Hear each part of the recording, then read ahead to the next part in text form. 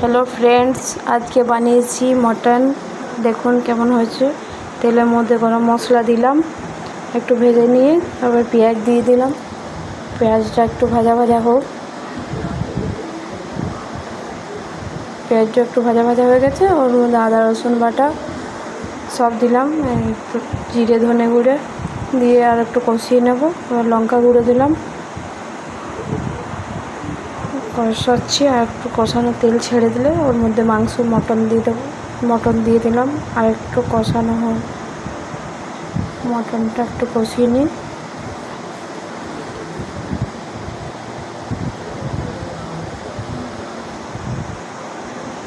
দেখুন মটনটা ভালো করে কষিয়ে নিতে হবে, আর একটু কষিয়ে নিই। তারপরে ওর মধ্যে জল দিতে হবে, একটু বেশি করে জল দিতে হবে, কেন কি মটন সিদ্ধ হতে একটু দেরি লাগে।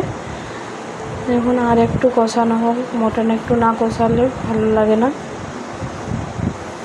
দেখুন এবার ভালো কষানো হয়ে গেছে। এবারে ওর মধ্যে জল দিয়ে দিই। জলটা দিয়ে কমসে কম এখন আধ ঘন্টা সিদ্ধ হতে হবে।